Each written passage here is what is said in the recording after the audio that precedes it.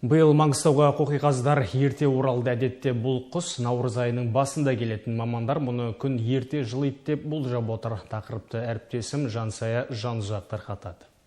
Біз қазір Қаракөлде тұрмыз. Бұл күндері көл алқызыл түске боялған. Оның себебі жылдағыша қоқиқаздар қайта келді.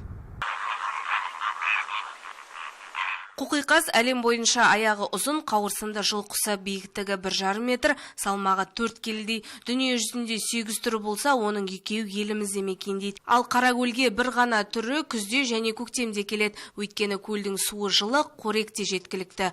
Осында 2 ай қыстап солтүстік бағытқа ұшып кетеді. Қорық мамандары биыл қоқиқаздар ерте келгенін айтып отыр. Мына ақпан айының аяғында, наурыздың бастарында келетін еді, биыл одан да ерте келіп тұр. Бұл енді біздер көктемнің ерте келуіне деп болжам жасауға болады. Осы көктемнің ерте келеді дегені біздің синоптиктердің болжамын растайды. Келмей қалған жылдары жоқ деуге болады. Қалай да келеді. Бірақ енді жаңағыдай топтың санының аз болуы, көп болуы ол енді әртүрлі, әр жылдары. Кейінгі жылдары енді бір қалыпты келіп тұр.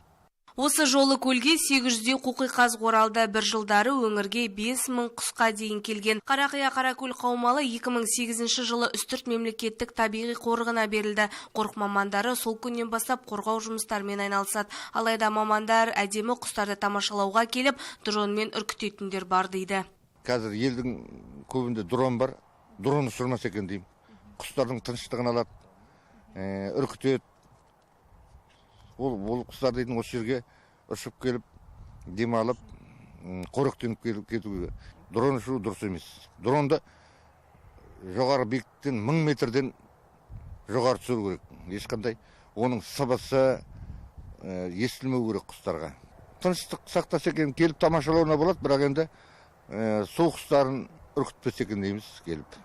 Қоқиқаздың қызғылт түсті болуы олардың жейтін азығына байланысты. Ал олар құрамында каротиноидты пигменттер бар, балдыр ашаяндармен қоректенеді. Ас қорыту кезінде қызыл пигмент бөлінгендіктен қоқиқазға осындай түс береді екен. Бүгінде Қаракөл аумағында құстың 170 түрі бар, оның 20-дан астамы қызыл кітапқа енген. Жансая Жанұзақ, Ролан Әметұлы, Дидар.